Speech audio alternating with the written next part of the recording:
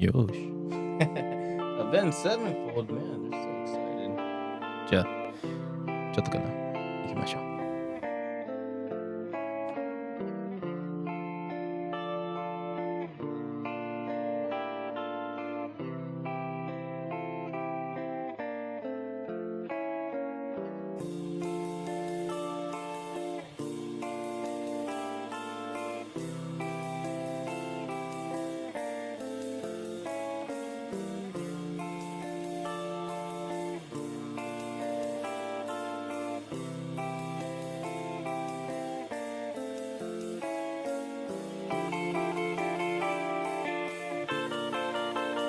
That's why everything is so difficult.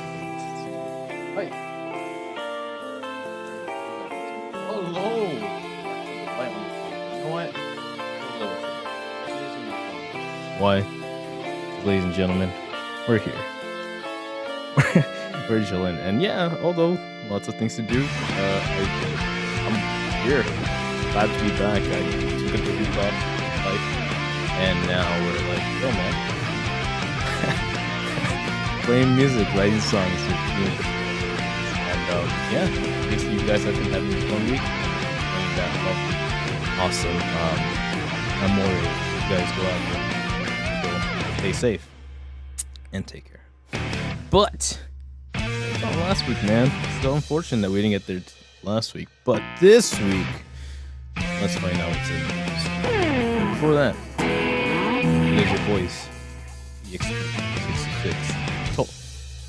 Ookami sausage. Pretty good time. And fun one. And hopefully enjoying the moments, Sunday mornings. It is March 16th. Today is gonna be busy, I think, but also depending on how the weather picks up, and also celebrations to the whole movie popcorn. So it chose a really good week to get. I think they actually chose Friday itself, so maybe she was on. Right. Right down. I had a bit of a more chill weekend this weekend, believe it or not. So I definitely felt a little bit of those vibes, and I would like to relax and share those with y'all. Yeah. Hope you're all having fun out there.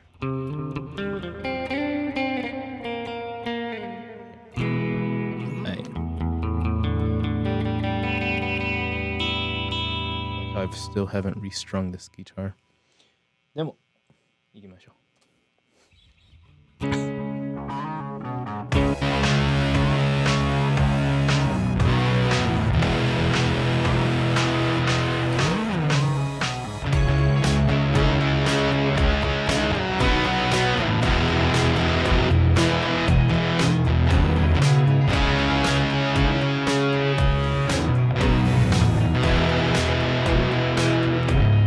Someone said they left together.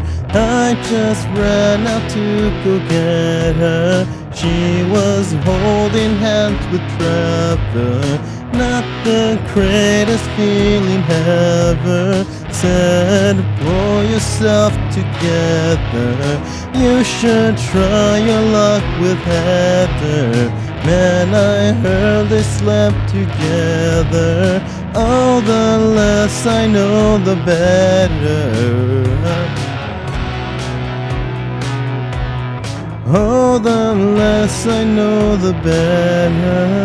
Oh, my love, can't you see yourself by my side?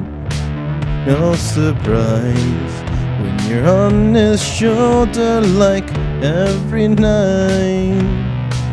Oh my love, can't you see you're on my mind? Don't suppose we could convince your lover to change his mind. So goodbye.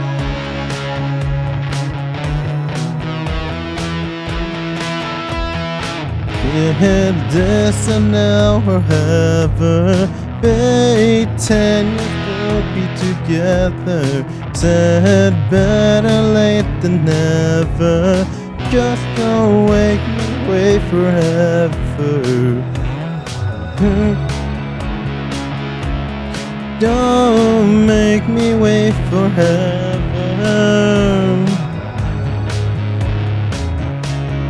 Don't make me wait forever.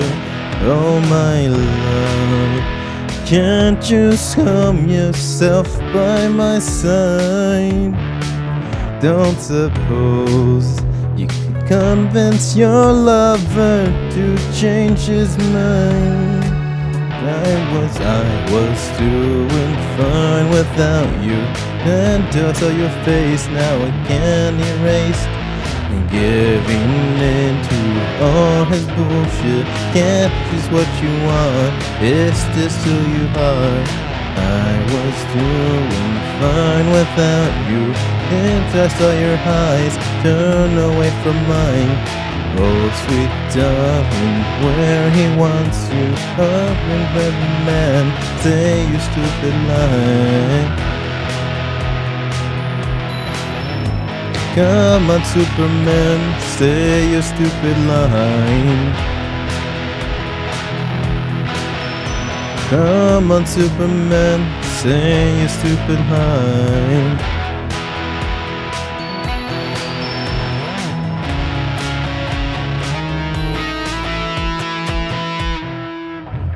Wow. Yeah, man. That's a little vibe right there. I will never forget the the person who showed Tame Impala. And it was just like, it was in the kitchen. We were working in a fish restaurant. And it was actually really good. We had a good fish with that mayonnaise.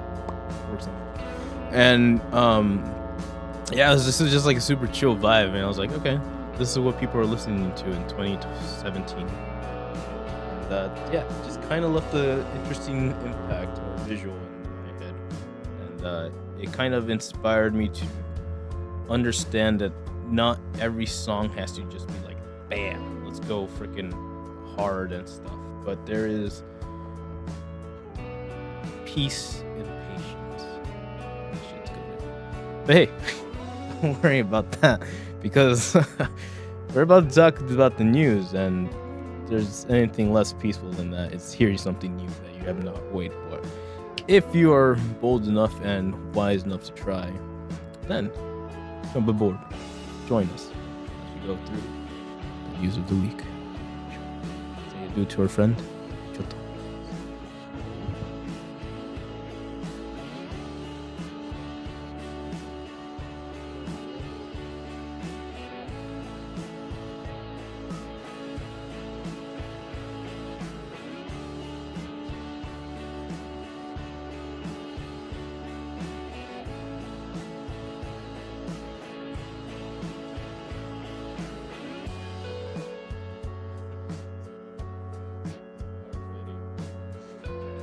Let's jump into it.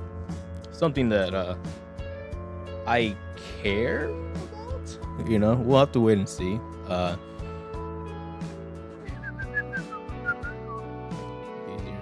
Because Star Wars Knights of the Old Republic remake, developer insists, quote, everything we have talked about is still in development.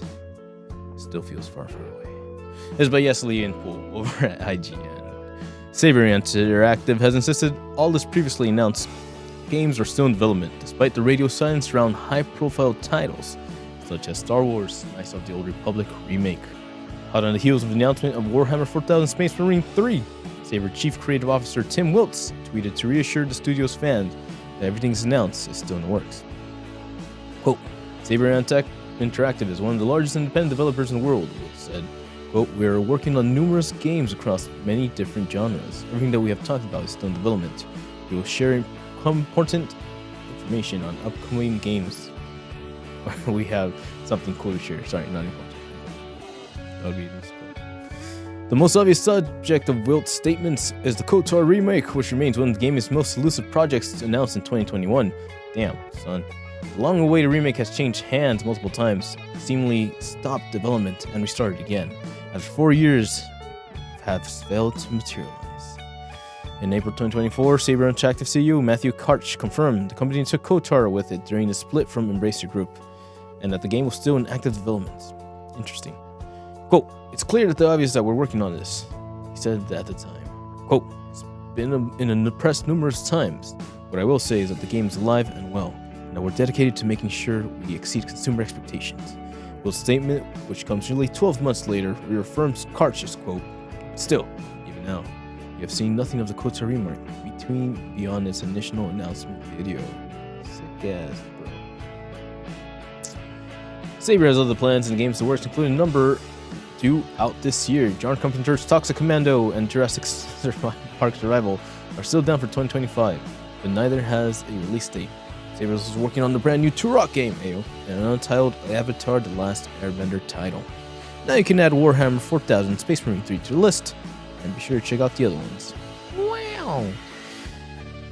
Okay, this is, believe it or not, this is kind of good news coming from me, right?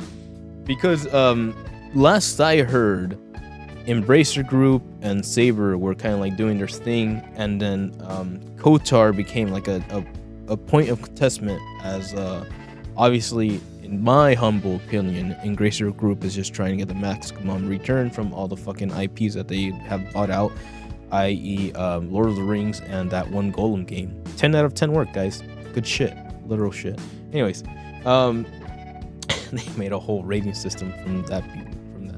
And is hearing that Saber Interactive is the dudes who worked on, I'm assuming, Warhammer 2, which is that game that just came out, which is the game I'm staring at right now that is still in a shrink wrap that it's just there. And and that tells me that these guys actually know how to make video games, right? So that, I mean, KOTOR is an interesting thing because we appreciate KOTOR for the story. I don't necessarily think anybody was like, "Oh man, this fucking combat is the greatest combat of 2020." But it definitely is like more MMO based and more Baldur's Gate based, in my opinion. And that feels like, especially now with the review of these newer gen games and these guys kind of making Space Marine feel like a Gears of War game, an older style third-person shooter, makes me think that they actually have a good shot of inspiring a next generation version of an old ass game. So I'm really hoping for like updated battle mechanics. Not that they have to go too crazy, but again, we have Baldur's Gate. You can just look at that and draw the lines of comparison of what those games are and how they can work and how you can use those systems and blah blah blah blah blah. So if they're working on this, if they say they're working on this, obviously Star Wars is a huge IP. I don't think anybody really can deny that the title moves numbers. But if you're gonna release something uninspired, quote unquote, and you're gonna slap a Star Wars sticker on that, then maybe you should check in with Ubisoft and see how Star Wars Outlaws is doing. So that's all I gotta say about that. But no, obviously, if they're taking their time, not by choice necessarily, but still having the time to step back, reflect, and see what they want to do going forward, especially with the success of Space Marine, I can really hope that they're interested. And there's gonna be a bit of like pride, but in the positive way. Like there was an effort made to make this thing into existence, and we the fans have been waiting for it. We are ready with our wallets. All that matters right now is that Saber Interactive like really takes all that energy and makes something worth being excited for. So hey, I'm looking forward to this. I will be there day one if the game plays and the reviews and my sources are like, yeah, it's good. So I don't want to inspire people to invest in shit that's going to be shit. So we'll see what happens. But looking forward to it. Fingers crossed. And I'm actually feeling fairly good about this. 7.0. Let's go. You know what else is not good, though? SpongeBob SquarePants. Nah, what's good? It's meme. We love memes. SquarePants meme cards are coming to Magic the Gathering. Yes, these are real MTG cards that will be available to buy later this month. This is by Zach Swain over at Kotaku. Force of Despair. It's not your turn. You may exile a black card from your hand rather than pay the spell's main cost. Destroy all creatures that entered this turn. Stupid. Counter spell. Counter target spell. Stupid. Patrick Star. Legendary creature. What is it? Something warrior? Human warrior? Okay. I don't get it. Knight's Whisper. You draw 2 cards and you lose 2 life. Stupid. Days. Instant. You may return to an island you control. Wait. You may return an island you control to an owner's hand rather than pay the spell's main cost. Counter target spells unless its controller pays that.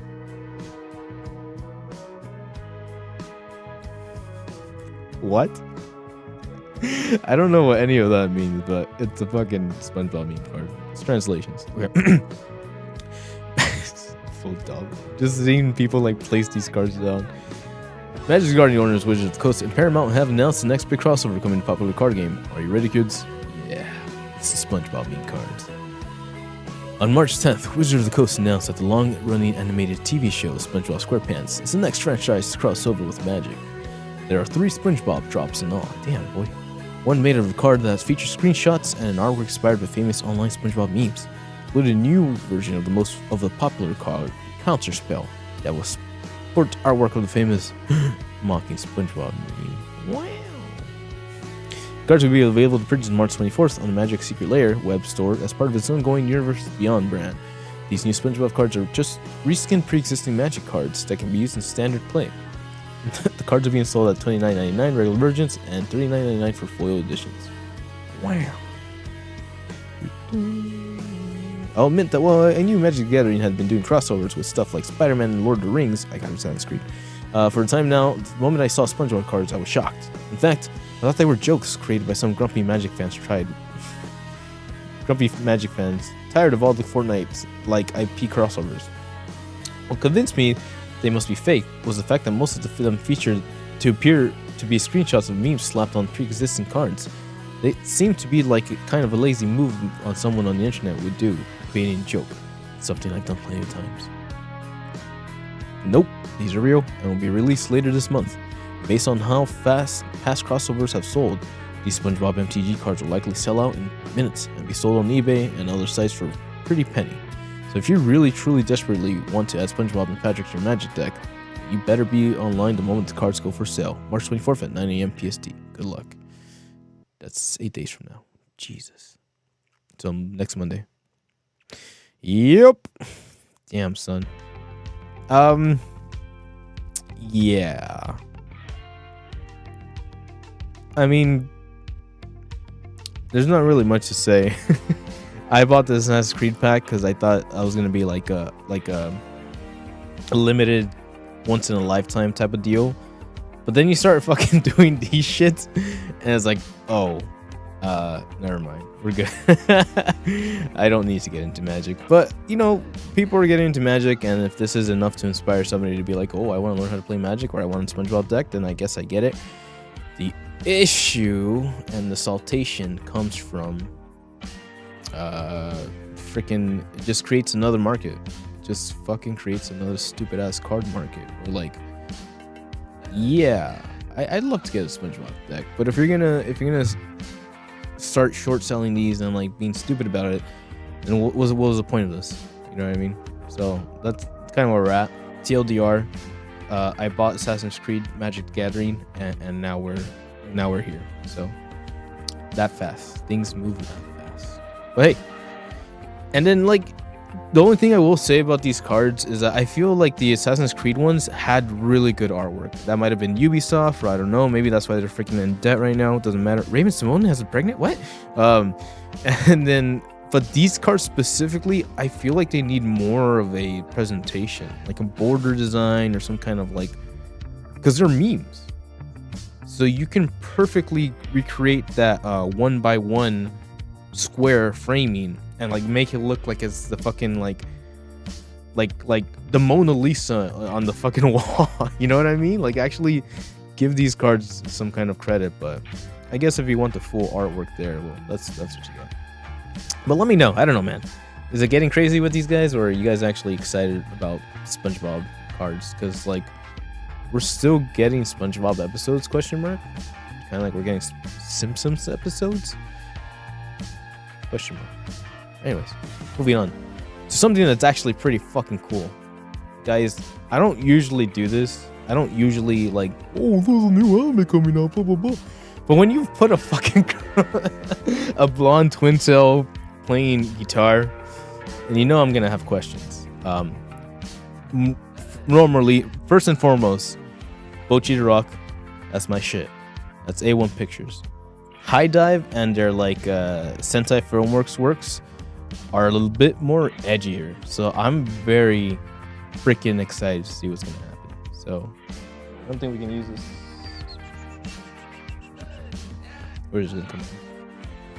Oh, the TV. Good job. Lady. Lady? No, we don't have to do that. We can get killed. Alright. Let's see. It's a minute. Alright, it's a minute. We can do this. Just doing this thing.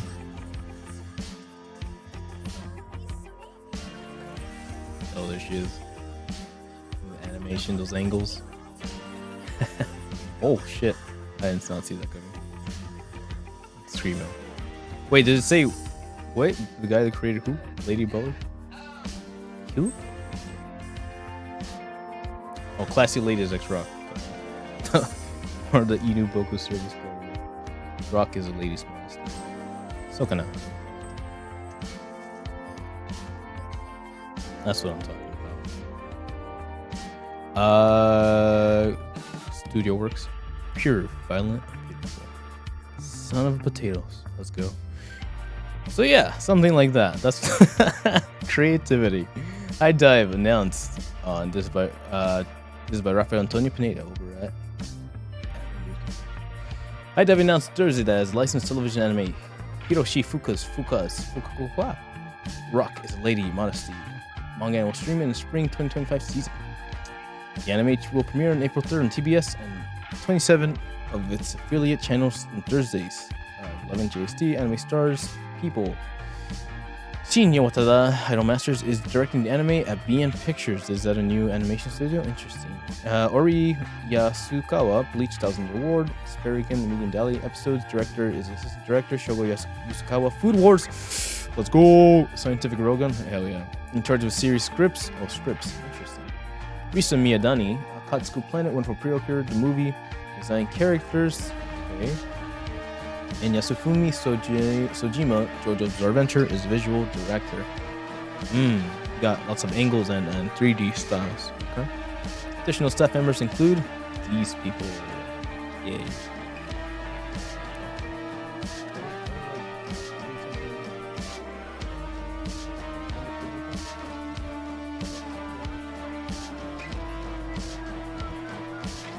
I'm almost tempted to do one of the lo-fi stuff, but I'm pretty sure I'm gonna get hit on.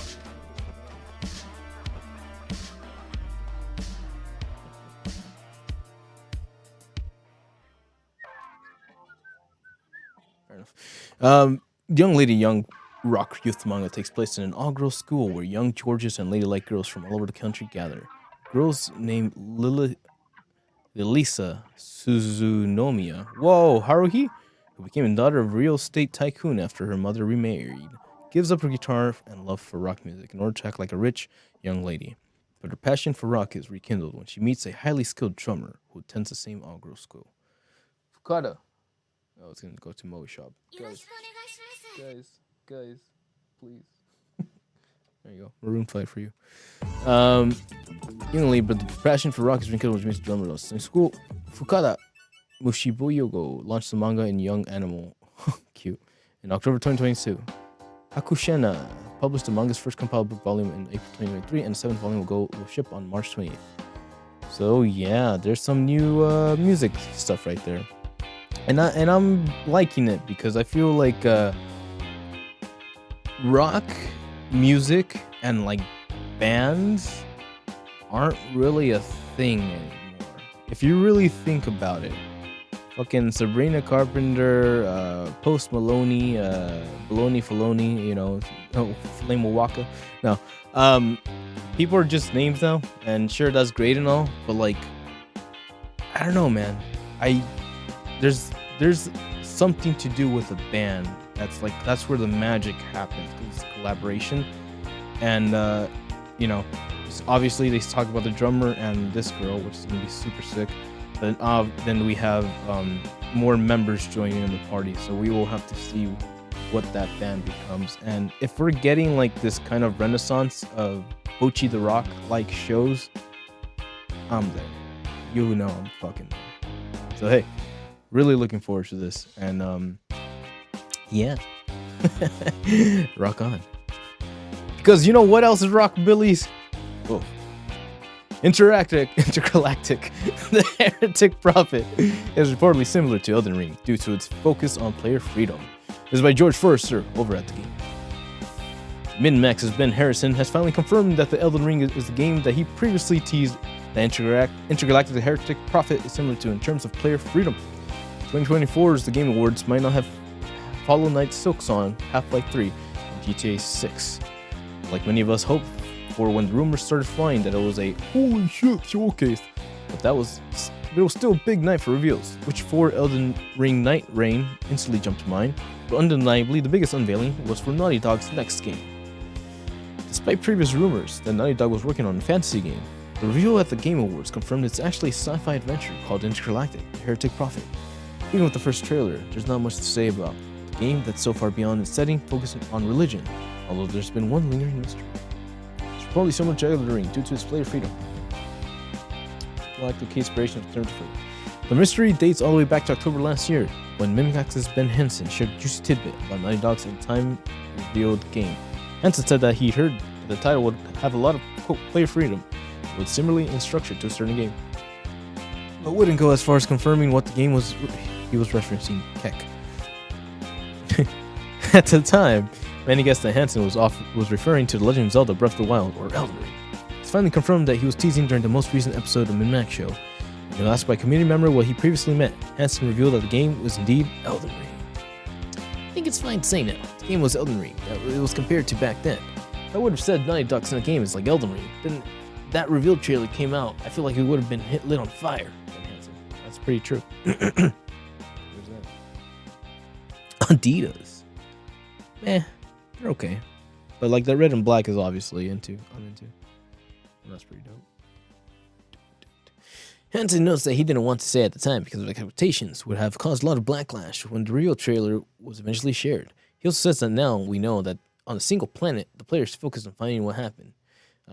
Columns are on my end. You can see where the Naughty Dog is going to do it and why Elden Ring comparisons have been made. Bueno, there you go. Yep. Well, we don't know much about it. We said that, but if you watch our playthrough of Last of Us Part 2 on PS5 Pro baby, good shit. But you can see moments where those melee dodge moments, those attack moments are very like third person action game. And obviously if you have a sword with this chick, dude, person, place, person, idea, I don't know. You are gonna have to figure out what kind of mechanics are you gonna have this person move with. And for the most part, I would say that Elden Ring, i.e. Stellar Blade, is where we're at right now. So this is the generation of Elden Ring, Stellar Blade, third-person action games. Elden Ring, I like. Elden Ring, interesting. Game mechanics are interesting. I find it too slow for me. I understand that you can probably dual wield or you can probably upgrade your whatever stats, but I don't have the patience to promise something that I don't feel like I'm gonna get the full return, because the idea of a third-person game, in my opinion, is that the weapons should give you that freedom, and when you limit that playability of each weapon through like, oh no, you chose a class, so this is your class, or you chose a weapon, it's your weapon, or you have to make these stats be better to make this better, it can really work. It works out if you know what you're doing, but if you're very ambitious and you have this wide net, then yeah, it's gonna take a bit more of a commitment or whatever. But when it comes to something like Stellar Blade, they start you off with a weapon, they have you understand the basics, they improve your stats, and then they give you weapons, i.e. Devil May Cry. That is what I am looking for in something like this. Obviously, they don't have to make that for me, but I think rather than just trying to follow the Elden Ring hype, we can try getting creative and presenting something, I don't know, something a little bit more. If I'd rather it be more Stellar Blade than Elden Ring, TLDR. And I think that is what we're gonna get, because obviously Stellar Blade closely working with Shift Up, the people who developed Stellar Blade, and that technology is now shared forcibly between PlayStation and them, because I helped co-develop that game. So if you want to see your return, that is your return. Neil Druckmann is able to look at that code and be like, oh, okay, cool, this is interesting, I'm gonna use this and we can upgrade this and blah blah blah. So that's what I'm looking for, that's what I'm hoping. Whether it's gonna happen, whether they have the dream, whether they have the manpower, whether they have the commitment, whether they have the love and the heart and passion behind this, we will wait and see. But hey, so close, yet so far away. But you know what else is far away? Superbad. You remember Superbad? Oh yeah. Sony didn't let Jonah Hill's character in Superbad use a PlayStation because he was too vile. Co-writer Seth Rogen says Sony wasn't a fan of the character inspired by him in a 2007 comedy. Oh really? That was him? Cute. It was by Zack Swain. At Kotaku. 2007. 2007. I don't know how old I was in 2007, but I was definitely not ready to, or I definitely should not have been watching rated R films, but I saw The Matrix when I was still like 12, so okay. 2007 Superbad's a massive hit. I saw The Passion of the Christ when I was 7 or 6. My teacher saw me and she was like, whoa. Anyways, hey, Ookami Films, Sarah. Two virgin teams trying to party and get laid before graduation. In the movie, Hill's character is such a shitty dirtbag that Sony, which was producing the film, made it very clear they can't touch a PlayStation at any point in the film. In a recent red carpet interview with Rotten Tomatoes shared on TikTok, there you go.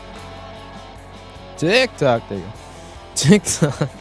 Superbad's co-writer Seth Rogen was asked to share the weirdest of funny studio note he's ever received while making a movie. The comedian then shared a story about a moment in Superbad that involved a character playing video games, and how worried Sony was that the scene would include a PlayStation console.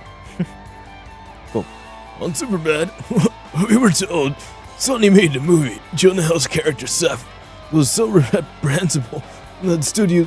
I can't keep it up. I tried. To the studio that they were like, there's a scene where they're playing the video, and they're like, Jonah can't touch a PlayStation. Sorry. Said Rogen on SXW Red Carpet. I love you, Jonah. You're cool.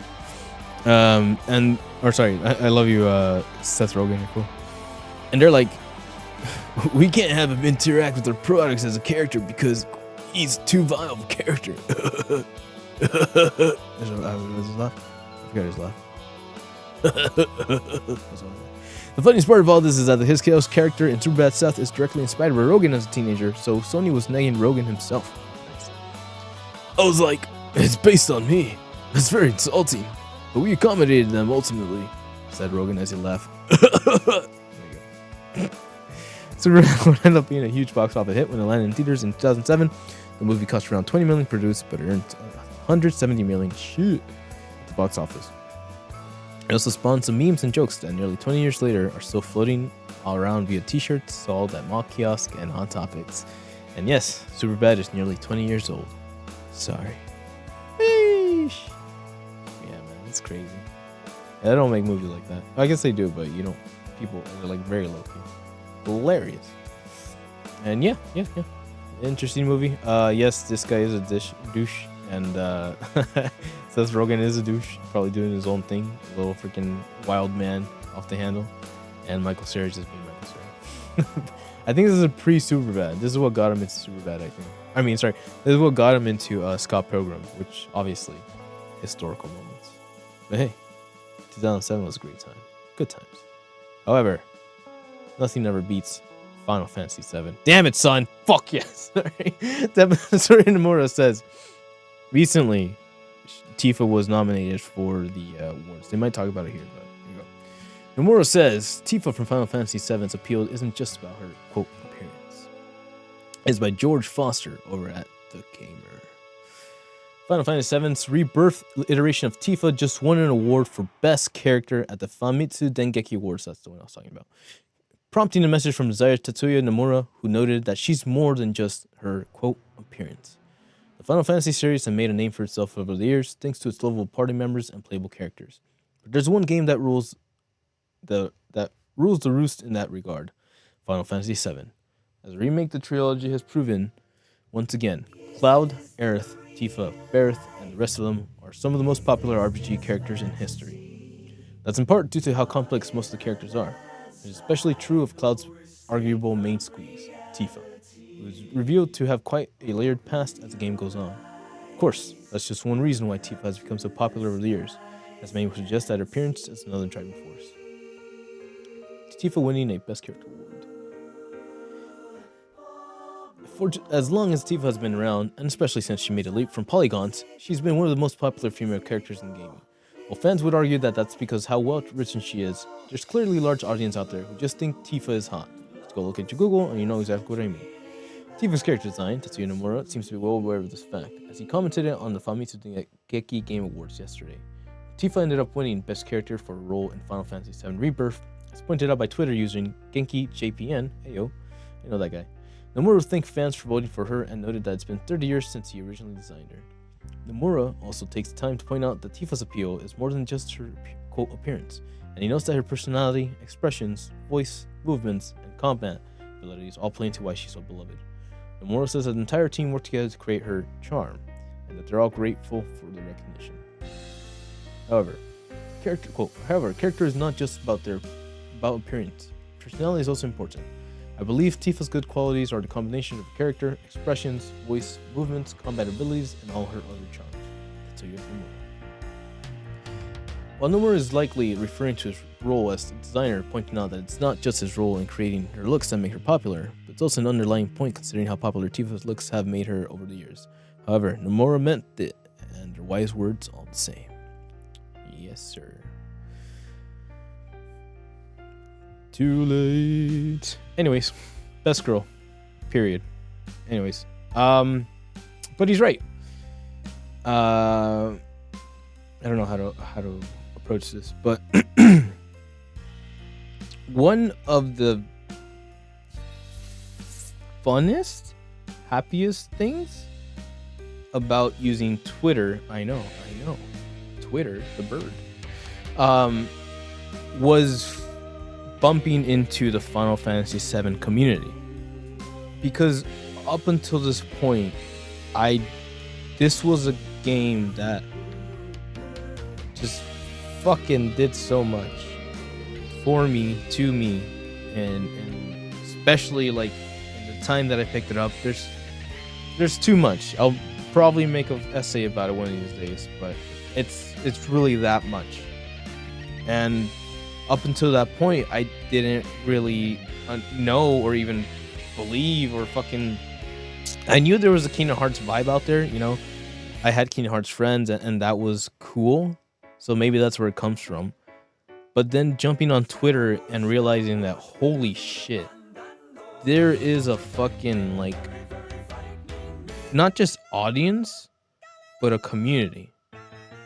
You know, people making artwork, people creating what's the word, fanfics, people just being sharing the good times. And when Final Fantasy Rebirth launched, it was awesome to be in that circle and just be vibing and just be happy. And there is a fucking community in this.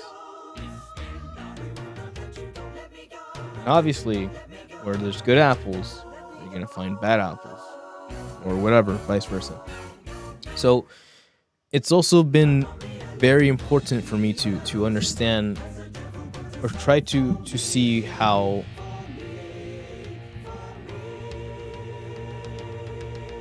simple some people can go when it comes to, let's just say, art or sharing creativities. And yeah, you will find the the nastiest people, with their own fucking like interests on the internet. And I don't shame, I don't kink shame or judge or whatever. As long as you're not physically hurting or emotionally damaging with the intent of emotionally damaging an audience, then it should be a green light in your private room sector, blah blah blah, your private life. You owe it to yourself to figure out what makes you be okay, or figure things out, or pace yourself, or blah blah blah. So I get that. Also, I get that we're simple fucking male creatures that easily activate through neurons, and that is the goal of the man, to be better than that, but understandably so. When you actually put in like effort into character, and I don't mean just a character, I mean to your character. The word character derives from the word chisel, and the Greeks usually physically chiseled out of stone and marble to create a form. That is character, to chisel out. So there needs to be substance when you're trying to go about this idea, this character, this visual. And Final Fantasy VII, the iconic romance between Cloud and Tifa, and I'll say anybody who I'm going off on about this, but basically everybody who's just like here to fucking, oh, you're Tifa, and doesn't, hasn't played the full game, doesn't know where we're going with this, will just be like, oh, Tifa, if you're Tifa, and like, sure, that's cute, I get it, but I can only feel like how intensely Tetsuya Nomura might feel when people are just like so fucking basic. So fucking basic that they A, have not played the game, so they don't understand her backstory, B, are just don't care, or just fucking focused on one or two specific things, and C, are just like don't give her a chance because of like, oh, everybody liked that character, so like, oh, whatever, they talk shit about her, and everyone makes it a big fucking complaint about Aerith and Tifa, and it's so fucking stupid because anyone who fucking plays the game understands that they basically love each other. So the argument is fucking new and invalid. But the fact that people will do that to historical moments, things that have a pre-based logistics, storylines, blah blah blah, is interesting, right? Just how corrupted just word of mouth can be, specifically. And when you get down to it, I think that is why these things hold value, right? Whatever she's gone through, it doesn't matter if you know, if you don't know. But if you know, it's more of a, oh, okay, there is this character who not only has had to go through things and has their own bullshit to take care of, but they're like a beacon of hope. And specifically in the world of FF7 and in general, right? But hope is very fucking limited. And if you had to make a choice between like the fucking cutest looking goddess in the distance or someone who's actually there for you when it fucking matters, when you're in a fucking vegetable state, comatose out of your mind, vegged out, that's what matters. But hey, if you know, you know, and if you don't, shut the fuck up. But moving on, because all you need is kill, kind of. Those over at Rafael Antonio Pineda over at Anime News Network. This is a fun one, interesting one. Let's take notes, because Warner Brothers Japan announced on Thursday that it's producing an anime adaptation of Hiroshi Sakurazaka and Yoshitoshi's Abe's All You Need Is Kill science fiction novel. It's animation by Studio 4C and Kenichiro Akimoto, Children of the Sea CGI director for Favors Lady Nuko, unit director. Directing the anime will retell the story from a different point of view than the novel and Hollywood's Edge of Tomorrow's film adaptation. That's right, ladies and gentlemen. The original novel by Sakuraza is set in a future Earth under attack by alien invaders known as Mimics. Humanity's infantry goes into battle in power armor suits that enhance their deadliness, but they're still losing the war. Keiji Kirya is a newly enlisted soldier. Oh, nice. Tom Cruise. But dies in his first battle. After he dies, he finds himself awakening to time prior to the battle, having swiftly entered in a time loop. Through a repeating process of dying and learning from his mistakes, he slowly finds a way to live longer and longer, and finds himself drawn to an elite soldier named Rita Brantaski.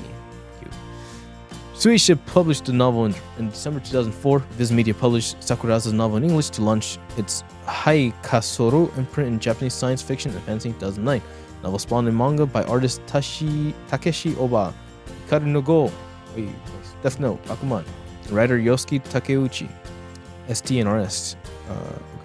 Miscellaneous Young Jump magazine in January-May 2004. Viz published the manga in English. Also released a separate one-volume full-color graphic novel adaptation story in May 2014. Enigma Mantas, Move on the Ground, adapted story, and Lee Ferguson, Green Arrow, drew the art. Novel-inspired live-action Hollywood movie adaptation Edge of Tomorrow in 2014, starring Tom Cruise and Emily Blunt.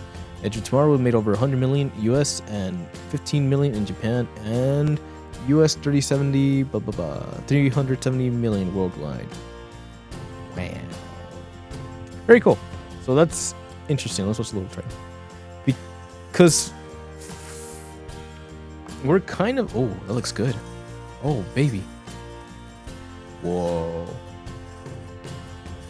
The female soldier or what?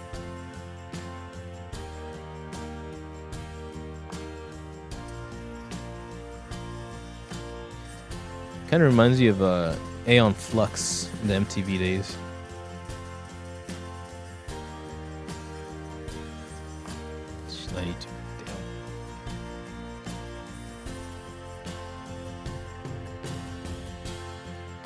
All you need is kill. Sheesh. That's awesome. Yep. That's pretty awesome. A, we're getting into like very creative art animation. That's what Studio 4C is all about. Love it. And then B, okay, so we had a live action film that did well enough. And now people are interested in like adapting live action films. Hollywood films. Warner Brothers has been known to adapt a lot of Japanese films, and Warner Brothers have been working on 3D animation for the past couple of years. Ladies and gentlemen, It's happening. Akira coming soon. Akira Hollywood adaptation. Son of a potato. The world is ready. They've said enough with the bullshit fucking notes. Enough with the stupid ass Hollywood directors. Just listen to Japanese. It's go time. I'm excited. But yeah, we'll have to wait and see if this thing develops into anything more. I will definitely go check this out in the movie theaters if they go bring that over, which I'm pretty sure they will. And I look forward to having fun with that. So hey, look forward to it. Ja. Here's something that we can look backwards at. Super Nintendo now runs American Pie. Ew. Don't do it. Super Nintendo now runs Infinitesimally.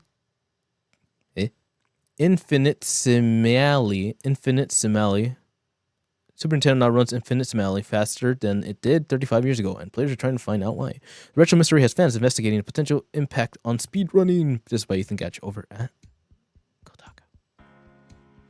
Most hardware breaks down and gets worse as it ages. Some old Super Nintendo systems, however, are actually running faster. Changes aren't noticeable to your average player, but dedicated fans have been measuring differences and trying to uncover why the changes are occurring and what it could mean for the speedrunner classics like Super Mario Kart and Super Metro on the hardware.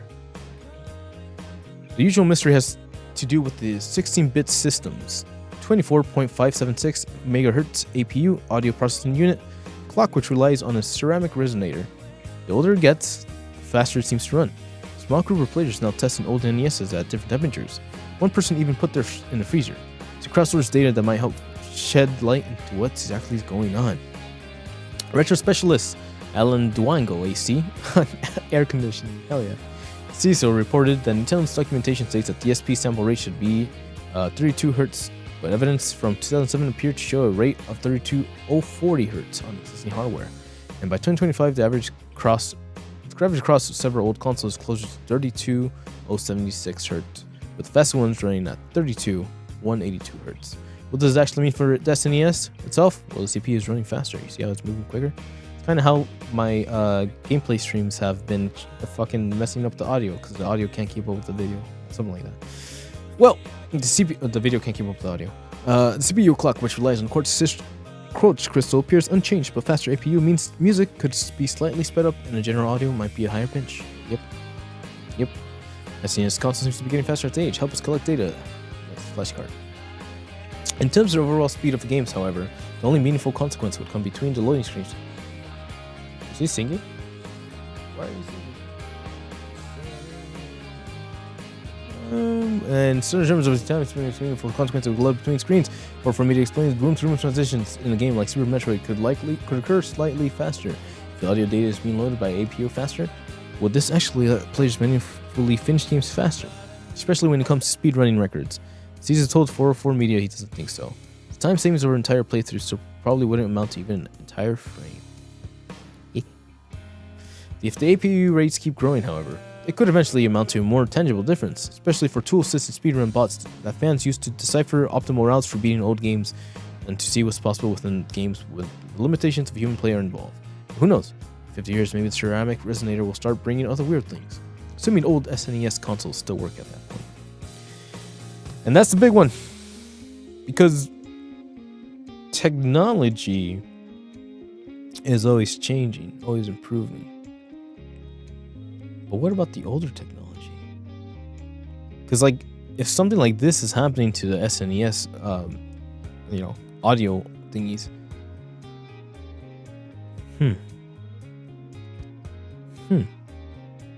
Take notes, everyone. Very curious. This is one of those engineering things that gets me excited. But hey, hopefully something cool comes out of this, and that I just need to start investing in Super Nintendo. I probably should pick up Super Nintendo. Well, I'll think about it. But hey, Super Nintendo's so far away. Because Nintendo will sell loads of Switch 2 consoles at launch, regardless of price. Analysts predict June release date once again mentioned. Jumping for joy. And by Yesley Yin Pool over at IGN. The price of the Nintendo Switch 2 is one of the hottest topics in the video game industry. Analysts have told IGN that they expect next-gen's console to launch at $400. A new Bloomberg report affirms that price range. Based on Japan-focused analyst predictions, a $400 price point would be significantly higher than the original Switch, But another analyst told Bloomberg they wouldn't be. It's only 100 more, right? The original Switch launched at 300. Bloomberg told they wouldn't be surprised Nintendo went even higher, to possibly 500. But the analyst expects Switch 2 to enjoy a massive launch. Maybe it's even the biggest console launch of all time, regardless of price. They will sell boatloads of the Switch 2 in the first months in particular, almost regardless of the price, Tokyo analyst Sekaran Toto told Bloomberg. One of the reasons Switch 2 would be so popular during its launch periods is because of the huge demand for its launch lineups of games. Toto expects a new Mario Kart, as teased by Nintendo itself when revealed by Switch 2, a new 3D game, as well as already announced Pokemon Legends ZA and Pokemon Metro Prime 4, all releasing during the Switch 2 first year of life. Toto expects third-party support include Call of Duty from Activision. There's a long list of rumored third-party titles coming to console. In an interview with IGN, Civilization 7 developer Fireaxe called Switch's 2 apparent Joy-Con mouse mode definitely intriguing. French video game and text series maker Nakon, publisher of the likes of Greedfall 2, Test Drive Unlimited, and Robocop Rogue City, has said it has Switch 2 games ready to go. The long-awaited Hollow Knight Silk Song and also rumored to be set for Switch 2 at last month. EA, Madden, FC, and The Sims would be a great fit for Switch 2. It's worth noting Activision has yet to announce Switch 2 plans, and Nintendo has commented on the report. When will the Switch 2 release? June 2025 is increasingly coming up on not just the line, but in games media circles. One Japan-based analyst, Robin Shu of Stanford C. Bernstein, told Bloomberg that the Switch 2 expected to release in June within the first day of inventory of 6 through 8 million units. If Nintendo burns through that stock of the Switch 2, we will have no problem selling faster than its predecessor and the PlayStation 4 and 5, breaking records all along the way. There has been some concern about the impact of U.S. President Ruff's tariff war on the prices of Nintendo Switch, and the Ruff administration has implemented a new set of tariffs on the United States goods coming from China, Canada, and Mexico. And analysts warn gamers to expect tariffs to impact the price and potential even the availability of video games, consoles, and other tech items. However, as Bloomberg noted, Switch 2 will be assembled in Vietnam, a major U.S. trading partner, as well as China. With one analyst suggesting the diversified manufacturing footprint helps lower the risk for Nintendo. It's a great deal we don't know about Switch 2, but Nintendo plans to direct for April 2nd. Their initial reveal, more on the console. Jesus Christ, there's more. The Nintendo Switch 2 was revealed early in January, and brief trailer confirmed that backwards compatibility features an additional second USB port. Most details, such as other games and what the heck the mysterious new Joy-Con button does, were left out though. The Joy-Con button mouse theory did regain traction. Last month, the Nintendo patent suggested Nintendo Switch 2 Joy-Con controllers could be attached upside down. It seems the Switch 2 operates with the gyro mechanics in a similar way to how phones work without screen lock. Unlike the original Nintendo Switch, which had rails for the Joy-Cons to attach and lock into place, the new controllers features magnets that presumably allow them to be attached on either side. While this won't make much of a difference on the hardware front, it will allow players to especially choose where they like certain buttons, the headphone port, and so on. And if it makes it into the final product, the flopping ability may spark interesting in-gameplay mechanics too. Interesting. You can like attach those Joy-Cons whatever way you want like them. Yeah. Well, it's another day closer to the Switch 2. We have lots of rumors, opinions, thoughts. 400 is the sweet spot. 450 is doable. 500 is goddamn we're fucked. So, and then yeah, I guess I wouldn't put it past them, but I don't know, man. You're supposed to be a kid's toy, right? Right? Unless. Yeah, but we'll see, man. If I don't see Nintendo not being a family system, so they have to figure that one out. Because if they want to buy like 2 for the kids, you know, that's $800.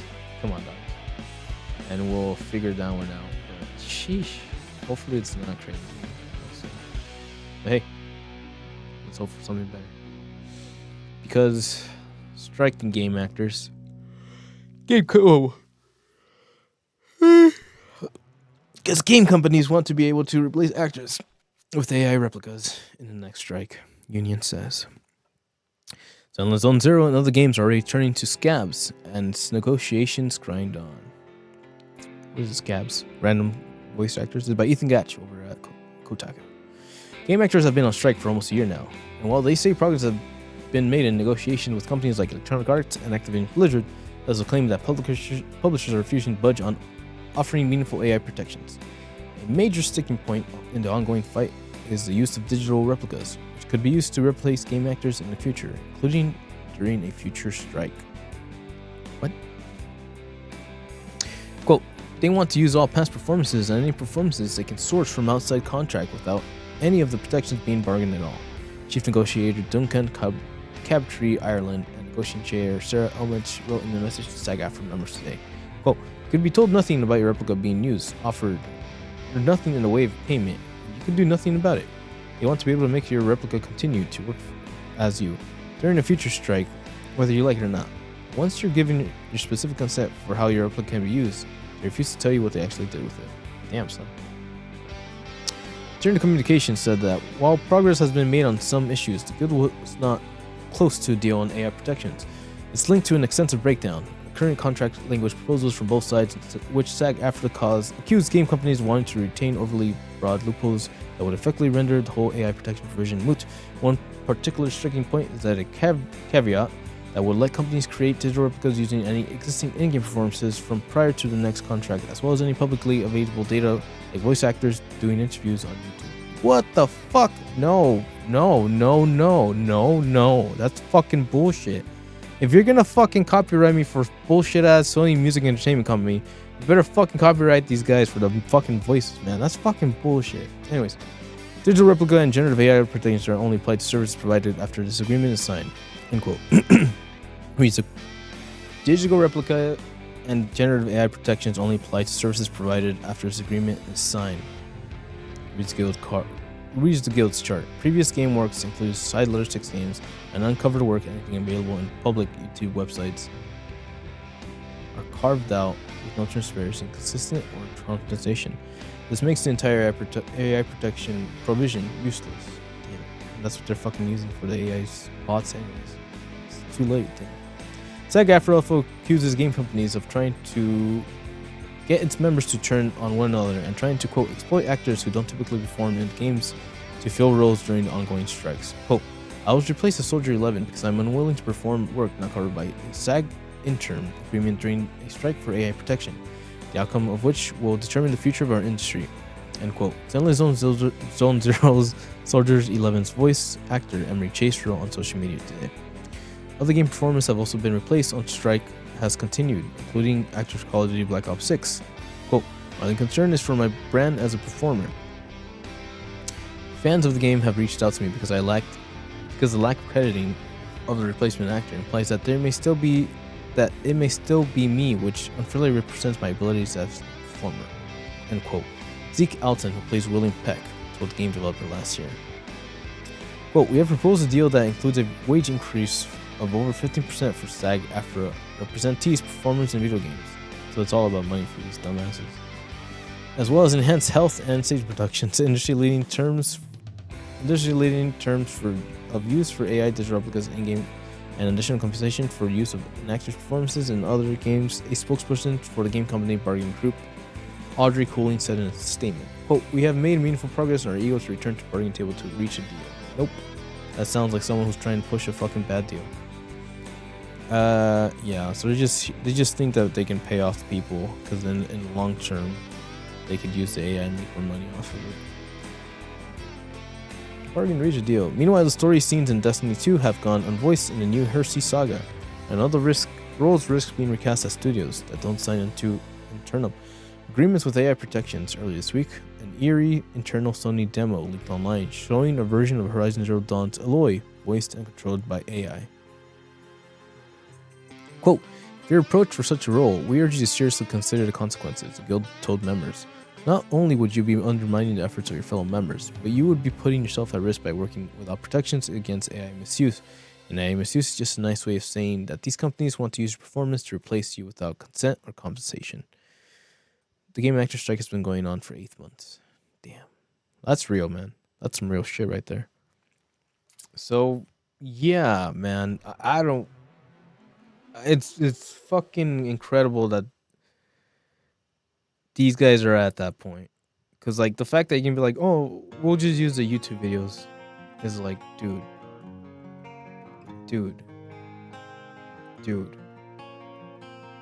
The fucking double standards here. Come on. Fucking get that shit. But it's rough, man, because obviously I like Zone Zero, so you gotta keep behind that shit and make sure those motherfuckers get their shit together. But then again, it's the American actors, right? It's like the American studio, or is it all the same bullshit? Is it all MiHoYo just trying to make another dollar or whatever? I don't know. I'm just hoping that it works out for them. Things are pretty intense, and nah, man, you should stand up for their rights. And I believe that scenes are impactful because the actor has that sense of recognition in that scene. So an actor's job, in my humble opinion, watch Persona 4 that we did last night. An actor's job is to be in the moment, to really understand the character they're working with and try to understand how they would feel, react, respond. And if you're able to really put yourself in that moment, your own experiences, to bring that product together, that vision, that delivery, that dream. An AI cannot do that. There is maybe, I don't know, man. It can't do that. You're gonna end up with voiced scenes, but with less emotion and maybe, I don't know, less impact. I don't know. But then I think about like how America and Funimation and English dub studios have taken what I would say is Japanese voice acting perfection, and they shit all over it with their English interpretations of it. Like if you think about it that way, now imagine a shitty fucking English voice actor being interpreted by a fucking bullshit AI. No, man, just pay your fucking people and get people to get good. I don't know. Make an open call. I'll fucking act for your game if you actually are trying to create art, man, not just fucking trying to cash out and sell out on bullshit. Fucking pull money from your bitch ass CEOs and pay people who are actually doing the job for you. You know, that's pretty much it. I don't think that's hard. That's a fucking impossible ask. Because at the end of the day, you're still fucking making money and profit off of this shit. You're just not making the 150% profit that your fucking bitch ass wants because you're so fucking impatient and we're gonna blow up soon. Just sit on it for a while, dog. Straight up. It's not cool. Let's hear for someone who actually feels something. Horizon Zero Dawn's Ashley Birch response to leaked AI-powered Aloy is by George. George putting in the work over at The Gamer. The actor behind Aloy and PlayStation Horizon series, Ashley Birch, has responded to the recent leaks showing an AI-powered version of a character. It has been made abundantly clear over the past few years, AI-powered technology is one of the biggest problems facing the creative arts, and something that most who work in games are actually trying to fight against. Even though SAG-AFTRA is literally striking on this very issue in gaming right now, that hasn't stopped PlayStation Guerrilla from doing the wrong thing.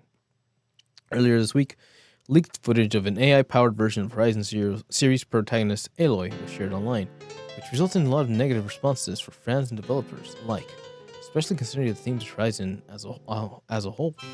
Now the actor behind Aloy, Ashley Birch, has shared her thoughts on the whole subject. Ashley Birch isn't happy about PlayStation's AI's Aloy either. Look at her. There she goes. I'm going to talk about AI. I saw the tech demo this week. Gorilla reached out to me to let me know that the demo didn't reflect anything that was actively in development. They didn't use any of my performance for the demo, so none of my facial performance data.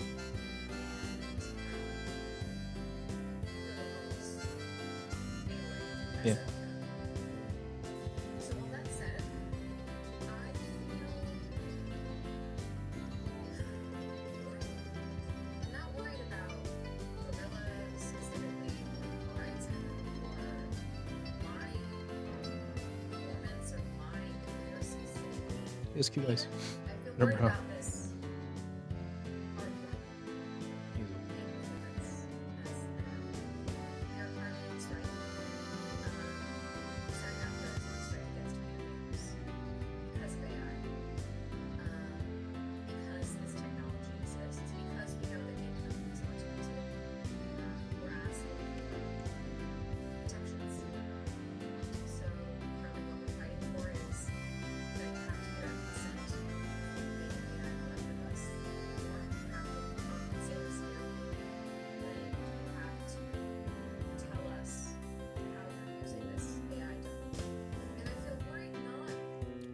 Not because Every time you open that file to like create something, you should let them know. not even because game companies want to use it, because of course they do. They always want to use technological advancements. I just imagine a video like this coming out that does have someone's performance attached to it, that does have someone's voice or face. And the possibility that if the news is right, that person would have they wouldn't have any protections, any way to fight back. And that possibility, Oh, sick music. it makes me so sad. It hurts my heart. It scares me. I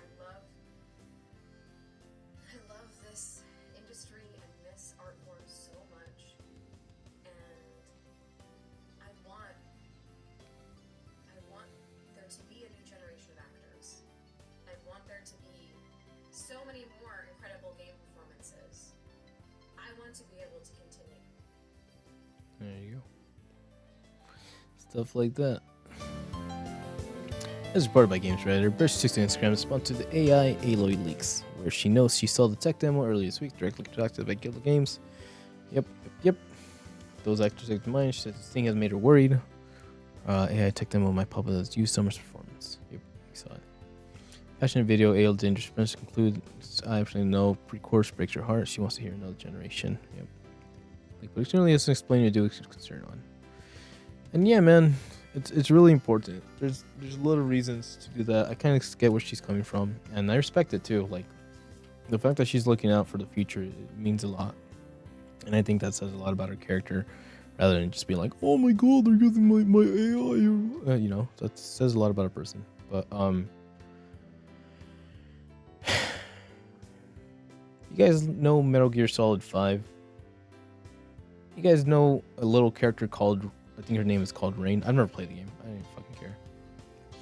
You guys know Hideo Kojima? You guys know how he likes fucking 3D scanning everybody he brings to the office?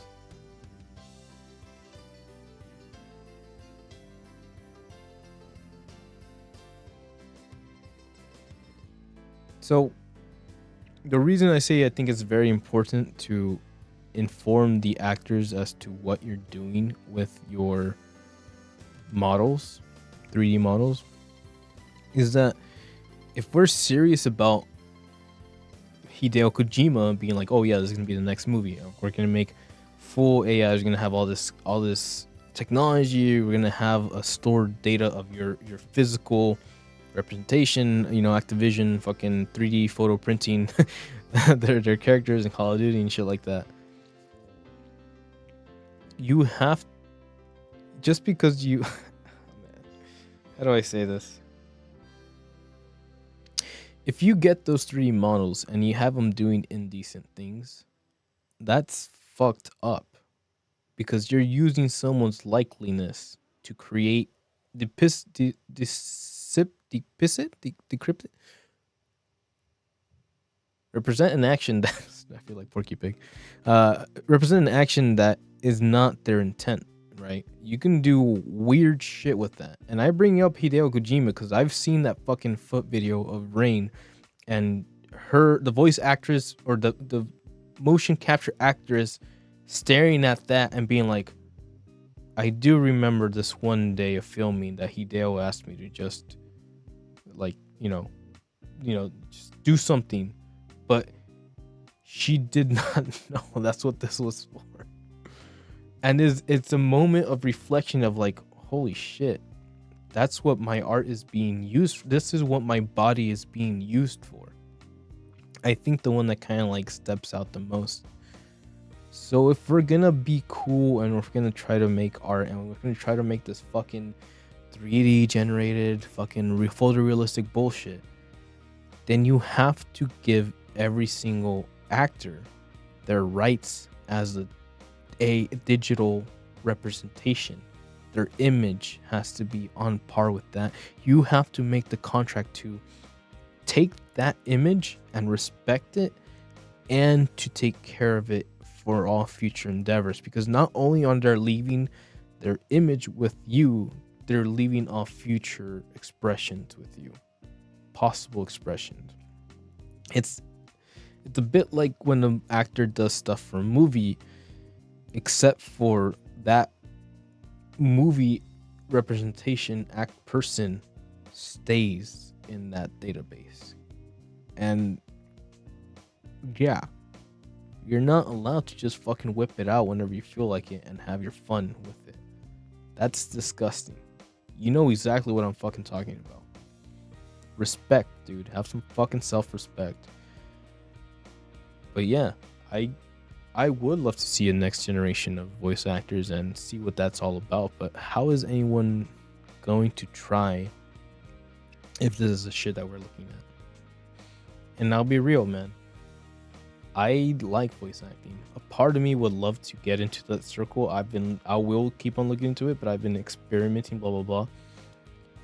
But the fact that these guys are dead ass fucking saying that, oh, we're going to start getting YouTube videos to use for our AI products is bullshit.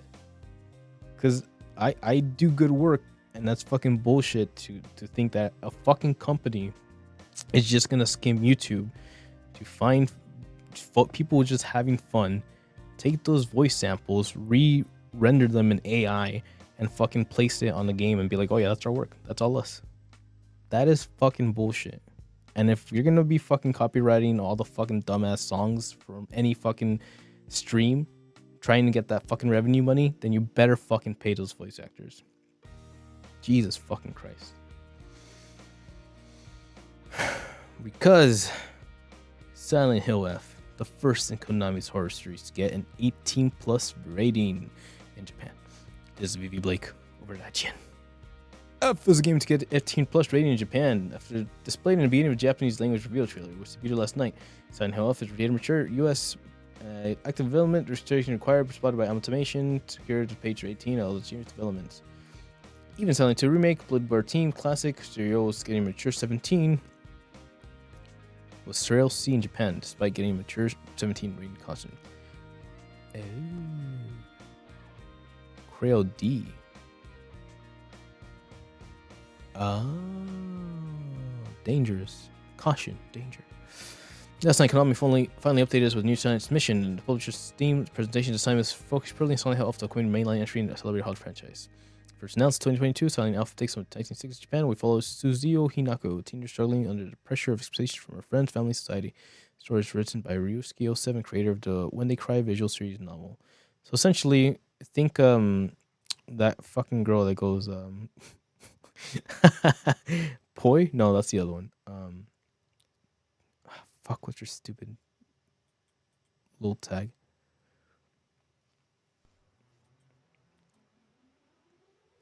Tupa, Yupa, Nepa, Nep, Ipa, Nepa, Nipan. Yeah, that girl. It's her. And Ryusuke is like reflecting on that story. So we'll see how that goes. I'm excited.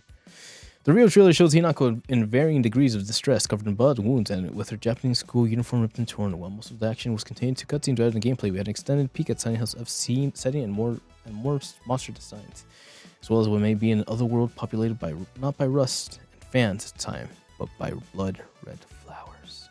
And yet, there's no release date for Silent Hill Off. There was no further information about no code Silent Hill game downfall. Wow. So there's that. Yeah, okay. That's all I got for you.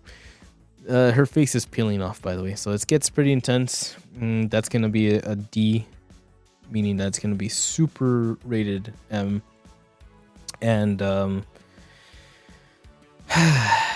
Konami is gonna go hard on the mature ratings, I guess, because they need to get that recognition. Which, okay, this could either be a really cool thing or it could be a really interesting thing.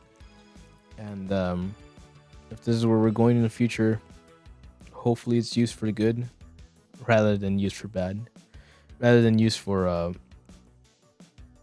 what's the word?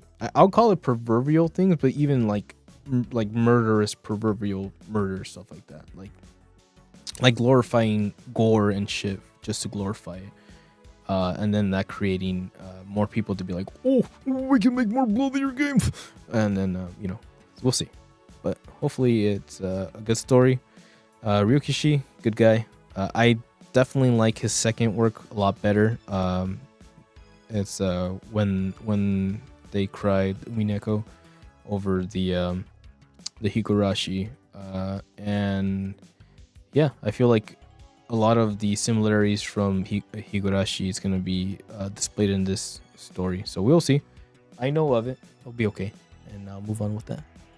But hold on, 1 second. For Mike Drucker, I know that guy, has something to say over at The Gamer. So we finally have a trailer for Silent Hill F. Title looks like a typo and will frustrate me every time I have to write it. It's F for fortissimo.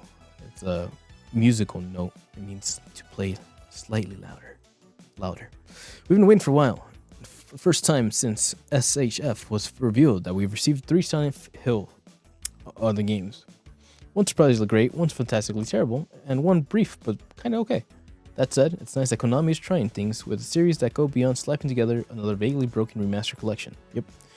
We would all like the old Silent Hill games playable in the current format, other than emulated or modded as hell, yes. Would Konami release them in a good state? I'd go with a pessimistic maybe. I remember playing that PS3 game.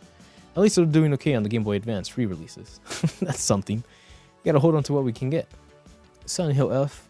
Can it be Silent Hill if it's not in Silent Hill? Among all the new wave of Silent Hill games, Silent Hill F, at least let me capitalize it. Konami, please, I'm dying. Feels the most different in terms of vibes. Yes, Ascension was an experiment in story decisions made by audience. Well, it was still somewhat stuck to the aesthetic of the series. Even though the game itself wasn't always in the actual city of Silent Hill, it's still stuck to creepy western towns. Confused people wandering in days talking like they got bonked on the noggin. None of it was done that well in Ascension, but it paid lip service to the series. Meanwhile, Silent Hill F takes place in an entirely different location, with characters that seem a little more active or unaffected by the curse or whatever town might be cursed. And honestly, I'm torn. Now, when I say torn, it's not a euphemism for I'm not happy or they did it wrong. It means I literally felt split on whether I like what I'm seeing. The game does look great, and at the same time, it looks like the surface like half of the Japanese horror games ever made. You could swap out 1 or 2 elements, and this could be a trailer for a new Fatal Frame or Siren, or even Next Gen Corpse Party. To be fair, there is a Next Gen Corpse Party.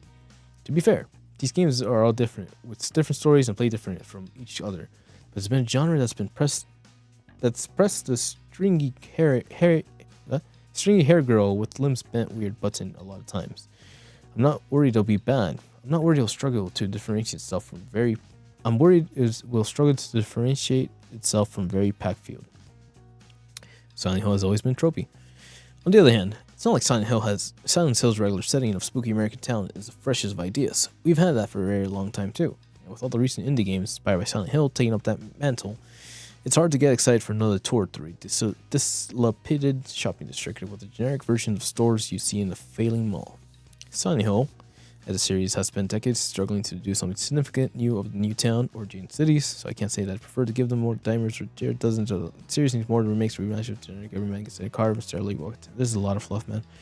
And seeing informative time story, yeah, I do appreciate this. There's more for the series rather than everything turning to rust or rot. There's a series of growth when we see the other world, assuming that even tendrils reach out to the ground walls, weird plants spring up, and the true Silent Hill and short message featured Sakura Head, a monster with flowers all over its body, but otherwise the series had lots of fauna or strange biology and environment.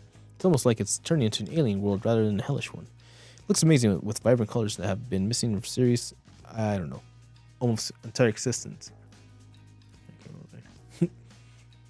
And again, it's a departure from a series that got a little too stuck in the old ways. Even the violence and characters' interaction with the trailer feel pretty different than the old ways. The main character's friends don't seem like souls trapped in their own nightmare. They seem like regular kids who don't even know cursed crap is happening around them. It's a new way to turn the diamond, and I love that. Of course, I also have literally zero idea what's going to be in Silent Hill F outside of what was shown in the trailer. The game takes place in 1960s Japan, but could always connect to the larger series in a satisfying and annoying way. There will probably be a joke ending where the dog brings back the old cast or something. Ayo. What we do know is in the game is that the first series get an 18 plus rating in Japan, and it's being written by BlueSky 07, who's done great work in the genre before. The team behind is strong and features some veterans of the good old days, and whatever Konami is doing here, at least it seems like they're doing it with confidence. It's comforting that it isn't going to the same well that's been dry for years. I just hope that's going to another well that's dry. That's not going to another well that's dry. Even if the inevitability ends up having a weird ghost girl crawling out of it, either way, I'm buying a day one because I don't learn lessons. Wow. Well, that's some thoughts there.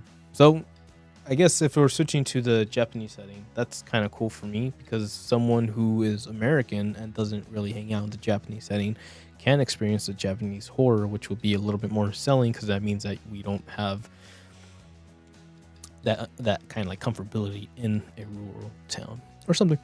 But either way, I'm excited. I'm curious, and I would like to try this. So, looking forward to that when it comes out. Put on your big boy pants. It's gonna be good. Here's something that's not good. Pokemon Go sold to Saudi government.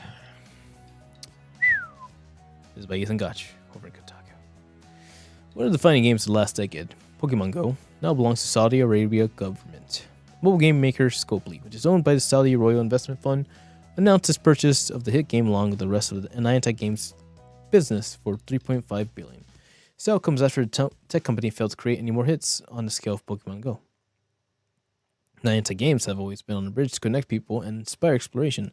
I'm confident they will blue both portfolio. The Niantic CEO John Hankey said in a press release announcing the deal. I firmly believe this partnership is great for our players and the best way to ensure that our games have long-term support and investment needed to forever games that endure future generations.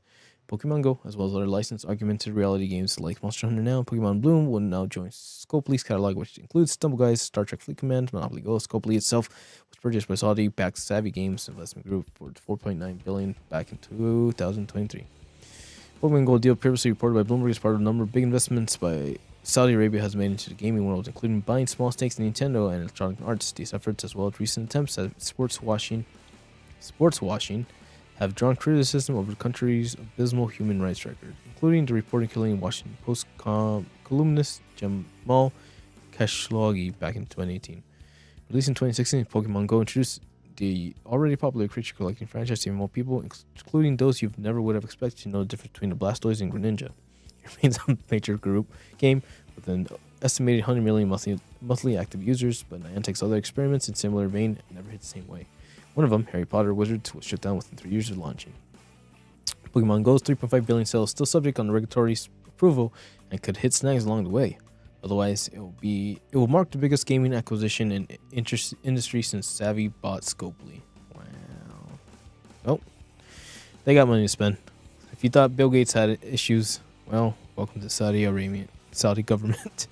But I mean, yeah, no, that creates a lot of issues, a lot of open doors, and I mean, I talked about it last time. I won't bitch about it again, but just remember that every fucking camera in Pokemon Go has been recording data to create a digital world, and now that digital world belongs to Saudi government. That is it. Hope you guys have fun with that one. Because Jeff and Nanny Strain sue NetEase for $900 million, alleging it erroneously told investors they committed fraud. What really happened? Rebecca Valentine over at IGN. Don't be long. Thank you. Love you, Rebecca. Jeff Strain, co-founder of AreaNet and co-creator of State of Decay, along with his wife Annie Strain, are suing Marvel Rivals creator NetEase for $90 million.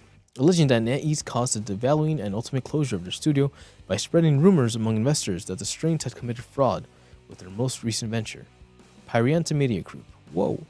In a case filed in January in the civil district courts for the parish of New Orleans in Louisiana, and since moved to the federal court, the amended capitalist seen by IGN opens with a hefty accusation. This case is about destruction of careers of 2 gaming industry veterans and a company by a Japanese entity seeking to avoid compliance with the United States law. Interesting. The story told by the Strains and the complaint is a complex one that does not fully fill in many questions left last year. when Piranha Media subsidiaries unexpectedly shut down.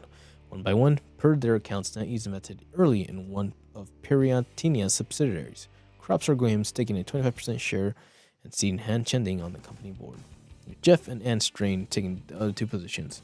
At first, they say the relationship was positive. However, over time, they say that NetEase leaders and representatives began to express concern about compliance with U.S. laws regarding foreign investments, including in at least one email asking the Strains to keep their investments low profile, so as to avoid having to comply with rules laid out by the Committee on Foreign Investment in the United States. Whoa!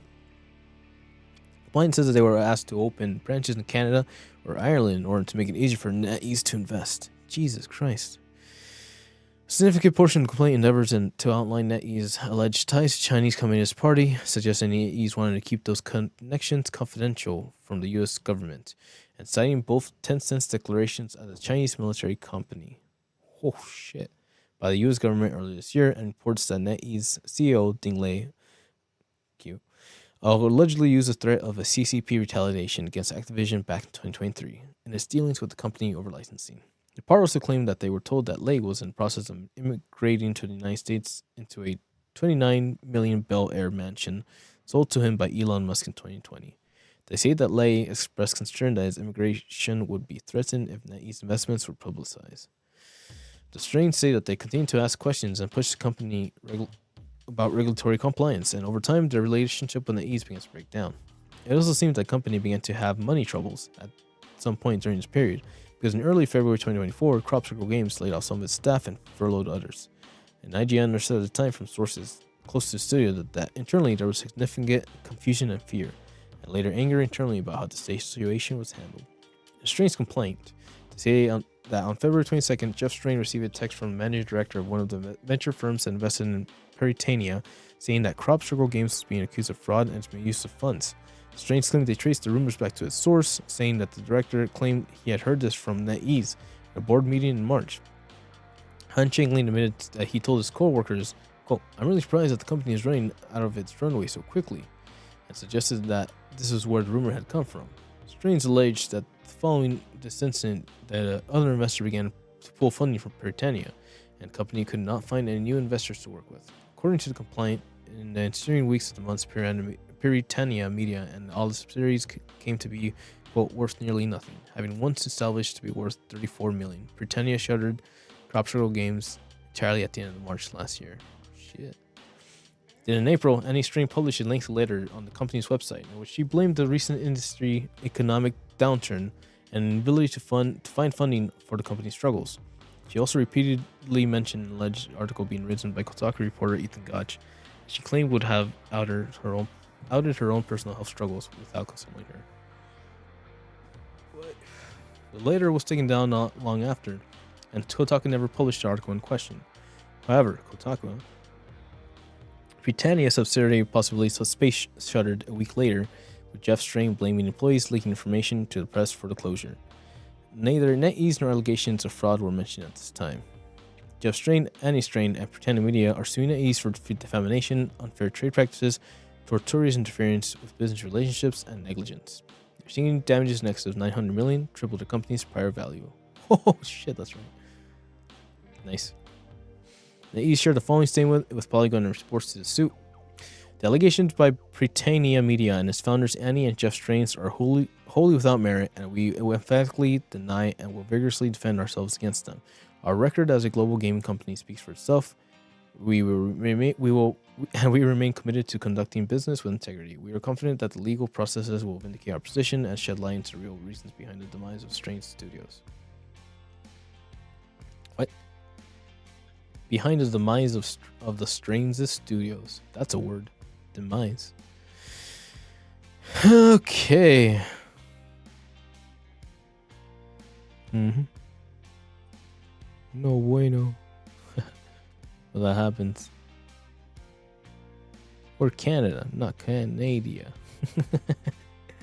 But yeah, man. This is wild. Like, if you really want to think about this, monopolies are pretty shitty. Because you get to a point where, like, they essentially start throwing their weight around, and you know, the creative outlets or the specific like ideas that were there get shoved to the side. And that's shitty, because who fucking gets to decide, you know? Who fucking gets to be like, no, it's okay, you don't get to speak this time, when it's like, man,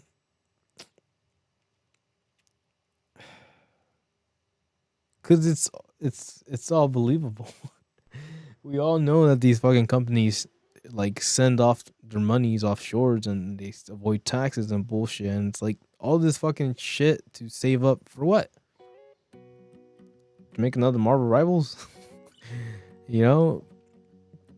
So we have to see, man. It's crazy that you can't even like be like a good ass product and just be good, you know what I mean? Like there has to be all this fucking shadiness filled with everything that's happened recently because of all this fucking investments and everybody just trying to fucking make a quick buck.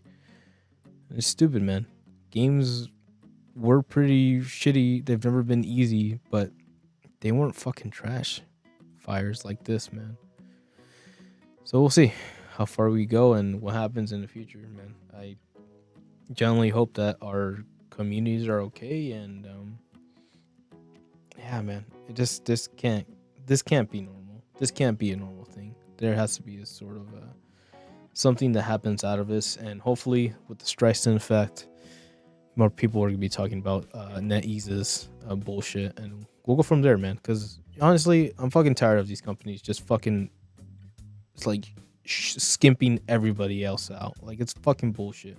If you're gonna make a product, if you're gonna fucking make money off of it, stop being a fucking piece of shit and actually pay the people who are providing you with the work and the materials. And fuck those CEOs. They don't do shit. But that's a different story.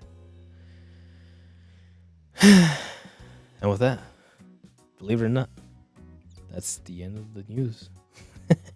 So we are gonna go transition into the final stage. Whoa! All that really means is we got more songs, but it's been fun. It's been interesting, and you know, I enjoy doing these things. Hi, I enjoy doing these things because it's part of the week. Oh wait, I was always there. It's part of the it's part of the weekend. So like, it's always cool to reflect on what's going on, how we got here, and what we can do in the future. Real talk. You know, you only got one shot, one opportunity. Yeah. But with that, let's go ahead and wrap things up, no? ¿Por qué no? Porque sí.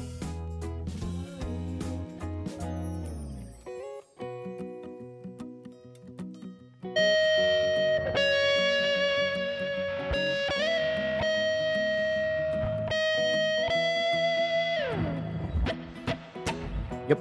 So hopefully you've enjoyed that. Hopefully you've learned a thing or two. Hopefully we can see where we are heading in the future. And hopefully, with any luck, we move forward. This cable. God fucking damn it. There's so many fucking cables. Jesus Christ. Yep. I think I hear music. Sounds. But let's go ahead. Let's sing one last. Bring one out for the funsies. No.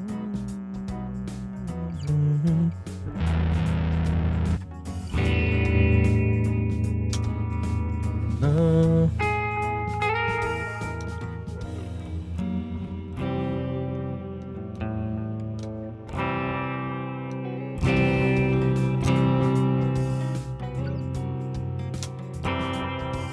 Sale, vale.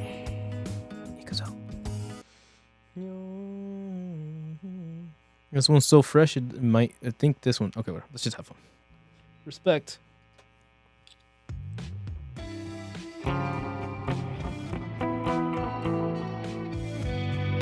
Hey.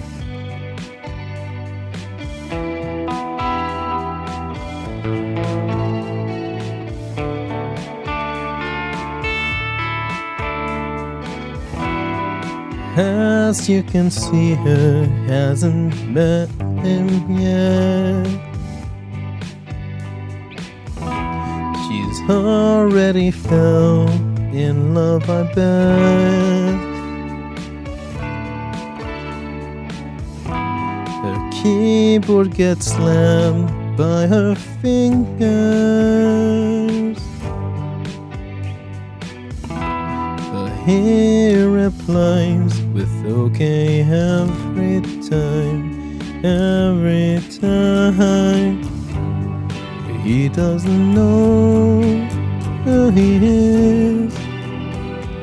She doesn't know what he's up to. Oh. She doesn't know who he is. Yeah.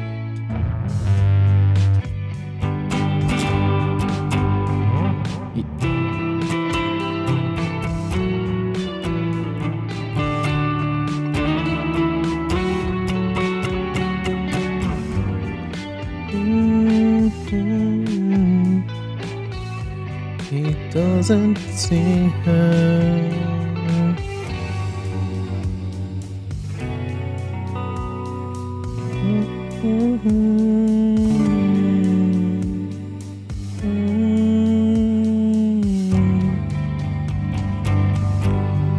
She doesn't know who he is. She doesn't know what he's up to.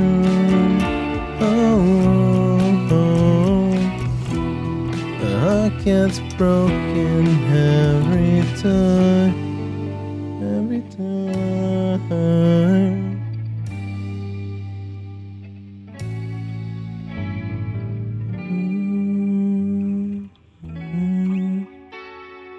She doesn't know who he is. She doesn't know who she is. Wow, that was terrible. But hey, Boy Pablo does good stuff out there. If you don't know who that is, now you know. Also, I think that's gonna be that one today. Because, man, it's been rough. It's been rough out there. So we'll see where we go forward with these news updates and where these things develop, these technologies that we're looking forward to, what they really mean to our future. Because right now, everything is just up in the air. But when this shit hits, man, it's gonna be something that we probably won't be able to stop. So whatever that is, whatever that means, if it's the creation of a new race or whatever, hopefully we'll see you in the future. But until then, hasta la próxima. Ya. Mátane.